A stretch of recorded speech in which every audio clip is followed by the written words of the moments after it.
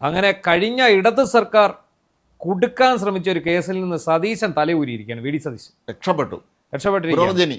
പുനർജനി എന്ന് പറയുന്ന നിരന്തരമായി കഴിഞ്ഞ നിയമസഭാ തെരഞ്ഞെടുപ്പ് കാലത്തൊക്കെ തന്നെ കേരളം മുഴുവൻ ഓടി നടന്ന് CPM നേതാക്കൾ പ്രസംഗിച്ചാണ് ഈ സതീശൻ കോടിക്കണക്കിന് വിദേശ ഫണ്ട് കട്ടുകൊണ്ടുപോയി എന്ന് പറഞ്ഞ് ഇവരെല്ലായിടത്തും പ്രസംഗിച്ചിരുന്നു. മാത്രമല്ല ഇത് കഴിഞ്ഞ LDF സർക്കാർ കേന്ദ്ര ഏജൻസികളോട് അന്വേഷിക്കാൻ നീക്കം നടത്തിയിരുന്നു, CBI പോലെയൊക്കെയുള്ള ഏജൻസികളെ കൊണ്ട്. പക്ഷെ അതൊന്നും നടന്നില്ല. അല്ല, ഇതിൽ ഏറ്റവും രസകരമായ കാര്യം കഴിഞ്ഞ വർഷം ഏതാണ്ട് ഇതേ സമയത്ത് തന്നെ ഇതിനകത്ത് ഇദ്ദേഹത്തിന് പങ്കില്ല എന്നുള്ള റിപ്പോർട്ട് സംസ്ഥാന സർക്കാരിന് കൊടുത്തതാണ്. അത് മറച്ചു വെച്ചിട്ടാണ് ഇവർ ഈ പരിപാടിയെല്ലാം നടത്തിയെന്നുള്ളത് ഓർത്തോണം. കാരണം അന്ന് അദ്ദേഹത്തിന് വിജിലൻസ് ക്ലിയറൻസ് കൊടുത്തു. അത് ഇപ്പോഴാണ് പുറത്തു വരുന്നത്. അപ്പോൾ അതാണ് ഇന്ന് രമേശ് ചെന്നിത്തല വാർത്താ സമ്മേളനം കൊണ്ട് വിളിച്ചാന്ന് തോന്നുന്നത് പറഞ്ഞു. അതിനകത്ത് കൃത്യമായിട്ട് രമേശ് ചെന്നിത്തല പറയുന്നുണ്ട്, ഇത് പുതിയ സർക്കാർ തയ്യാറാക്കിയ റിപ്പോർട്ടല്ല, കഴിഞ്ഞ സർക്കാരിന്റെ കാലത്ത് തന്നെ വിജിലൻസ് കൊടുത്ത റിപ്പോർട്ടാണ്. ഇപ്പൊ ഇത് മണപ്പാട്ട് എന്ന് പറയുന്ന സന്നദ്ധ സംഘടന അപ്പം അത് മുഖേനയാണ് കൊണ്ടുവന്നത്. UK പോയി പൈസ പിരിച്ചു, അതുവഴി പൈസ അടിച്ചു മാറ്റി എന്നൊക്കെയാണ് അന്ന് വരെ പറഞ്ഞിരുന്നത്. പക്ഷേ ഈ മണപ്പാട്ട് എന്ന് പറയുന്ന ഈ സംഘടനയ്ക്ക് വിദേശ പണം കൈപ്പറ്റാനുള്ള അതുണ്ട്, FCRA ലൈസൻസ് ഉണ്ട്, സർക്കാരിന്റെ അംഗീകാരമുണ്ട് കേന്ദ്ര സർക്കാരിന്റെ. അപ്പോൾ അതുകൊണ്ട് തന്നെ ഈ സംഭവം അവിടെയാണ് എല്ലാവരും മറച്ചു വെച്ചിരിക്കുകയായിരുന്നു. ഇത് ഏതോ തട്ടിപ്പ് സംഘടന തട്ടിക്കൂട്ടിയിട്ട് നമ്മൾ FCRA അനുമതിയൊക്കെ വരണമെങ്കിൽ ഒരുപാട് സമയമെടുക്കും. ഇത് ശരിക്കും ഒരുപാട് ഔപചാരികത ഉള്ളൊരു കാര്യമാണ്. ഇവർ പറഞ്ഞനുസരിച്ചാണ് സതീശ് ഒരു ദിവസം കൊണ്ട് എല്ലാം കൂടെ ചെയ്തു എന്നാണ്. അങ്ങനെയൊന്നുമല്ല. ഈ ഏജൻസി എന്ന് പറയുന്നത് ഇതൊരു അംഗീകൃത ഏജൻസി തന്നെയായിരുന്നു മണപ്പാട്ട്. ഇതേപോലെയല്ലേ കഴിഞ്ഞ സർക്കാരിന്റെ കാലത്ത് നമ്മുടെ PV അൻവർ സതീശനെതിരെ ഒരു ആരോപണം ഉന്നയിച്ചു, ഓർക്കുന്നില്ല? അതെന്താ മീൻ വണ്ടിയിൽ 150 കോടി രൂപ കടത്തി, മീൻ വണ്ടി കൊണ്ടുവന്നു. 150 രൂപയുടെ കറൻസി നോട്ട് കടത്തിയെന്നാണ് 150 കോടി അല്ലേ മീൻ വണ്ടിയിൽ കൊണ്ടുപോയി. അതിന്റെ തെളിവും മറ്റു കാര്യങ്ങളും ഒക്കെ പുള്ളി അങ്ങ് പറയുകയാണ് വളരെ വിശദമായിട്ട്. തെളിവ് കാണിക്കാമെന്ന് വെച്ചാൽ ഇങ്ങനെ കാണിക്കാനേ പറ്റുള്ളൂ, അത്രേ ഉള്ളൂ. ഇയാൾ ചുമ്മാ തെളിവാന്നും പറഞ്ഞ് കുറെ കാര്യങ്ങളൊക്കെ പൊക്കി കാണിക്കുന്നുള്ളതല്ലാതെ ആഫ്രിക്കൻ അൻവർ ഇപ്പൊ എവിടെയാണെന്ന് പോലും നമുക്ക് അറിഞ്ഞുകൂടാ. ഉടനെ വരുന്നുണ്ട് അജിത് കുമാറിനെ തൊലയ്ക്കാനെന്ന് പറഞ്ഞ്. അജിത് കുമാറിനെ ബാക്കിയില്ല, തീർന്നു. ഒന്ന് ആലോചിച്ച് നോക്കണം, പൊതുപ്രവർത്തകന രംഗത്ത് നിൽക്കുന്ന ഒരാൾ, അതായത് VD സതീശനെ പോലൊരാൾ, അയാൾ പരസ്യമായിട്ട് ഈ വിദേശ ഫണ്ട് തട്ടിപ്പ് നടത്തി എന്ന വരുത്തി തീർക്കാനാണ് ഇവർ ശ്രമിച്ചത്. ഇവരുടെ സ്ഥിരം പരിപാടി അറിയാം, CPMൻ്റെ ഒരു സ്ഥിരം പരിപാടിയുണ്ട്. ഇപ്പോൾ നമ്മൾ അവരുടെ കണ്ണിലെ കരടാണെന്ന് കരുതുക, ഇവരുടനെ അവരുടെ ഭരണമാണെങ്കിൽ നമ്മളെ കൊടുക്കാൻ വേണ്ടി ഒരു കേസ് അങ്ങെടുക്കും. ഏതെങ്കിലും ഒരാളെ കൊണ്ട് പരാതി കൊടുപ്പിച്ച് ഈ കേസ് അങ്ങെടുക്കും. ഈ കേസ് എടുത്തിട്ട് ഈ കേസ് അന്വേഷിക്കുമ്പോഴേ അറിയാമല്ലോ, കള്ളക്കേസാണെന്ന് ഇത് എടുക്കുമ്പോഴേ ഉദ്യോഗസ്ഥർക്ക് അറിയാമല്ലോ. അപ്പോൾ അവരിത് എന്ത് ചെയ്യും, അവരിത് എഴുതിത്തള്ളും, ഈ ഉദ്യോഗസ്ഥർ. അപ്പോൾ ഇവരെന്ത് ചെയ്യുന്നറിയോ, ഇത് എഴുതി തള്ളിയാൽ നാണക്കേടാണല്ലോ, എടുത്തുന്ന പുറകെ എഴുതിത്തള്ള. ഉടനെ ഇവർ ചെയ്യുന്നൊരു പരിപാടിയുണ്ട്, ഈ അന്വേഷണം ക്രൈംബ്രാഞ്ചിന് കൈമാറും. ലോക്കൽ പോലീസിന് എടുക്കുന്ന കേസിൻ്റെ അന്വേഷണം ക്രൈംബ്രാഞ്ചിന് കൈമാറും. പിന്നെ എത്ര കൊല്ലം വേണേലും നീണ്ടുപോയ പരാതിയിൽ ക്രൈംബ്രാഞ്ച് അന്വേഷണം നടക്കുക എന്ന് പറയും. ഇതിൻ്റെ നേട്ടം ഞാൻ പറഞ്ഞുതരാം എന്താണ്.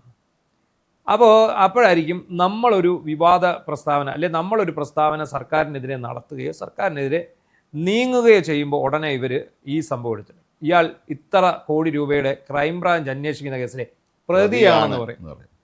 എന്നാൽ ഇതിനകത്ത് ഒന്നുമില്ലെന്ന് ക്രൈംബ്രാഞ്ചിനും അറിയാം, ഇത് കൊടുത്ത അവർക്കും അറിയാം, ഈ പറഞ്ഞ ആൾക്കാർക്ക് എല്ലാം അറിയാം.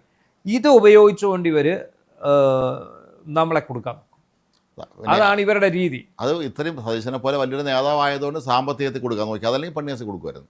അതെ, കുറച്ചുകൂടെ താഴോട്ട ലെവലുള്ള നേതാവായിരുന്നെങ്കിൽ പെണ്ണ് കേസ് കൊടുക്കുമായിരുന്നു. അതെ, ഇത് CPMൻ്റെ ഒരു രീതിയാണ്. അങ്ങനെയാണ് ഈ പുനർജനി പദ്ധതിയിൽ ഫണ്ട് തട്ടിപ്പ് എന്ന് പറഞ്ഞ് ഇവർ ഈ സംഭവം പൊക്കിപ്പിടിച്ച് കൊണ്ടുവരുന്നത്. ഇപ്പോൾ ഏറ്റവും വലിയ തമാശ എന്താണ്, ഇപ്പോഴാണ് അറിയുന്നത്. കഴിഞ്ഞ 2025 ഇതേ സമയത്തെങ്ങാണ്ട് തന്നെ ഈ പറയുന്ന വിജിലൻസ് റിപ്പോർട്ട് കൊടുത്തു. അതിൽ ഒന്നും ചെയ്യാൻ സാധിക്കില്ല, അതിൽ അദ്ദേഹത്തിന് യാതൊരു പങ്കുമില്ല, ക്ലീൻ ചിറ്റ് കൊടുത്തു. ഇത് കൊടുത്തു കഴിഞ്ഞപ്പം ഇതായിരിക്കും. അല്ല, എനിക്ക് തോന്നുന്നത് ഇവർ കേന്ദ്ര ഏജൻസി കൊണ്ട് അന്വേഷണം നടത്താൻ നീക്കം നടത്തിയപ്പോൾ ഈ വിജിലൻസ് റിപ്പോർട്ട് അവർ കണ്ടു കാണും. ഇതിന് കേന്ദ്രത്തിൽ പോയാലും നടക്കില്ല എന്നുള്ള കാര്യം മനസ്സിലാക്കിയിട്ടായിരിക്കും ഇവർ അങ്ങനെ ചെയ്യാത്തത്. അല്ലെ, ഇനി ഇതിനെക്കുറിച്ച് എന്തായിരിക്കും ഈ സർക്കാർ, ഉമ്മൻചാണ്ടിയുടെ പേരിൽ CBI അന്വേഷണം പ്രഖ്യാപിച്ച് നമുക്ക് അറിഞ്ഞു തെരഞ്ഞെടുപ്പ് സമയത്ത്. അതുപോലെ ഇവര് എന്തായിരിക്കും ഈ സർക്കാർ പറയുക, എന്ത് മറുപടിയാകും സർക്കാർ നൽകുക? LDF LDF സർക്കാർ എന്താണ്, അതായത് കഴിഞ്ഞ LDF സർക്കാരിന്റെ കാലത്ത് നടന്നാണ്. LDF ഇപ്പം പിണറായി വിജയൻ ഇതിനെന്ത് മറുപടി നൽകും? അയാളാണല്ലോ ഈ കേസ് എടുപ്പിച്ചത്, അയാൾ എന്ത് മറുപടി നൽകും? അയാൾ പറയും ഇത് ഞങ്ങൾ റിപ്പോർട്ട് ഇങ്ങനെയല്ലെന്ന് പറയും. അപ്പോൾ പക്ഷേ അവർക്ക് അത് ഉപയോഗിക്കേണ്ടതല്ല അവർ ഉപയോഗിച്ച് കഴിഞ്ഞു. മനസ്സിലായില്ലേ? ഒരാളുടെ മാനം കെടുത്താൻ എന്തൊക്കെ ചെയ്യാൻ പറ്റും എല്ലാം ചെയ്തു.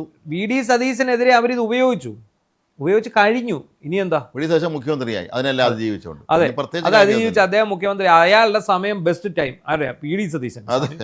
അതേ സമയം ഒന്ന് ആലോചിച്ച് നോക്കിയേ, ഈ ആരോപണങ്ങൾ ഉന്നയിച്ച, അടിസ്ഥാനരഹിതമായ ആരോപണങ്ങൾ ഉന്നയിച്ച ഇവരുടെ അവസ്ഥ എന്തായിരുന്നു എന്ന് ആലോചിച്ചു. ഇപ്പോൾ പിണറായി വിജയൻ ED അറസ്റ്റും റെയ്ഡും ഭയന്ന് ഓരോ ദിവസങ്ങൾ അമ്പലത്തിൽ മുഴുവൻ പൂജയായിരിക്കും. അമ്പലത്തിലും പള്ളിയിലും എല്ലായിടത്തും നേർച്ചയും പൂജയും മറ്റേ മന്ത്രവാദികളെ വീട്ടിൽ വിളിച്ചോട്ടോ ഹോമൊക്കെ നടത്തിക്കൊണ്ടിരിക്കുകയായിരിക്കും. അങ്ങനെ ഊരാൻ വേണ്ടി അല്ല എന്ത് ചെയ്യാൻ പറ്റും? ദിവസങ്ങൾ എണ്ണി കഴിയുകയാണ്.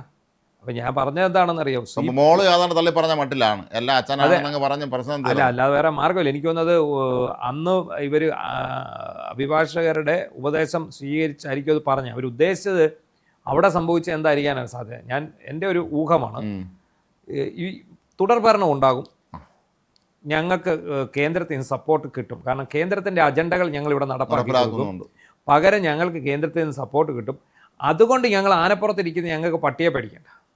മനസ്സിലായി? ലാവലിൻ കേസ് പോലെ തന്നെ ഇതങ്ങ് പൊക്കോളും തവണ സുപ്രീം കോടതി വരുമ്പോഴും കേന്ദ്ര സർക്കാർ എന്നാണ് കരുതിയിരിക്കുന്നത്. നമ്മളിപ്പോൾ അങ്ങനെയാണ് കരുതിയിരിക്കുന്നത്. ഇപ്പം ഇവിടെ ഏതാണ്ട് നടക്കുമെന്ന്. ഇനി ഇത് ലാവലിൻ കേസ് പോലെ നീണ്ടുപോകുമെന്ന് നമുക്ക് പറയാൻ പറ്റില്ല. കാരണം ഭരിക്കുന്നവരും ഇപ്പോഴത്തെ ഭരണാധികാരികളും മുൻ ഭരണാധികാരികളും എല്ലാം തമ്മിൽ ഒരു അദൃശ്യ നൂലിനാൽ ബന്ധിക്കപ്പെട്ടിരിക്കുന്ന ആൾക്കാർ. അതങ്ങനെയാണല്ലോ. അതുകൊണ്ട് എന്തും സംഭവിച്ചു കൂടായിക ഇല്ല. എന്തായാലും ഇവിടെ വി.ഡി. സതീശൻ എന്ന് പറയുന്ന കേരളത്തിൻ്റെ പൂക്കി മുഖ്യമന്ത്രിയെ അവർ കൊടുക്കാൻ നോക്കി. കാരണം അവർക്ക് ഏറ്റവും ഭയന്നത് അയാളെയാണ്. ഇവരേറ്റവും ഭയന്നത് വി.ഡി. സതീശനെയാണ്. പിന്നെ ഒരു നമ്മുടെ വടക്കാഞ്ചേരിയിലെ മുൻ MLA അല്ല അനിൽ അക്കരെ ഇവർക്ക് ഭീതിയായിരുന്നു. കാരണം അയാൾ നിയമത്തിന്റെ വഴിയിലൂടെയാണ് അന്ന് ലൈഫ് മിഷൻ ഇതിനെതിരെയൊക്കെ മുന്നോട്ട് പോയത്. ഇതുപോലെ അവരുടെ ഭയങ്കര ഒരാളാണ് RS ശശികുമാർ സാർ ഉണ്ട്. അദ്ദേഹവും കൃത്യമായി ഇവരെ പുറകെ തന്നെ ഉണ്ടായിരുന്നു. സത്യം പറഞ്ഞാൽ ഈ നമ്മുടെ നാട്ടിലെ ഇടതുപക്ഷ നേതാക്കന്മാരുടെ ഈ വാഴക്കൊല PhD ഉൾപ്പെടെയുള്ള കാര്യങ്ങളും അതിൻ്റെ വിശദാംശങ്ങളും എല്ലാം പുറത്തു കൊണ്ടുവന്നതിൽ അത്രയും വലിയൊരു പങ്കുണ്ട്. അതിന് എന്താണെങ്കിലും അതുപോലെ മാത്യു കുഴൽനാടൻ. അപ്പോൾ ഇങ്ങനെ ഉള്ളവരെ അതുകൊണ്ടാണ് മാത്യുവിനെ വിജിലൻസ് കേസിൽ കുടിക്കിയത്. വീട്ടിൽ അളക്കാൻ മറ്റേ തഹസിൽദാരെ പറഞ്ഞയച്ചു. അതെ, വസ്തു കൈകാര്യം പറഞ്ഞു. പക്ഷേ മാത്യു അതിനെ എല്ലാം അതിജീവിച്ചു. ഇപ്പോൾ അയാൾ വന്ന് പറഞ്ഞതാണ് ശരി എന്നുള്ളത് കാലം തെളിയിച്ചു. എന്താണെങ്കിലും സതീശനെ നിർമ്മാർജ്ജനം ചെയ്യാൻ ഇനി പേരിനെങ്കിലും ഇനി ഇവർ പറയും ഇയാൾ പഴയ പുനർജനി കേസ് പ്രതിയാന്ന് തന്നെ പറയും.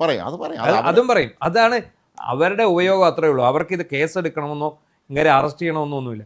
ഇത് ഇങ്ങനെ ഈ ഇരുട്ടത്ത് നിർത്തുക എന്നൊക്കെ പറയത്തില്ലേ, എന്ന് പറഞ്ഞ മറയത്ത് നിർത്തുക. അല്ല, ഇവർ നമ്മളിപ്പോഴും പറയാറില്ല, ഇവർ പഴയ ഗർഭസത്യാഗ്രഹത്തിലൂടെ വളർന്നു വന്നൊരു പ്രസ്ഥാനം കൂടെയാണ്. അപ്പോൾ അതുകൊണ്ട് തന്നെ ആ ഒരു നിലവാരം അവരെന്ന് പ്രതീക്ഷിച്ചാൽ മതി.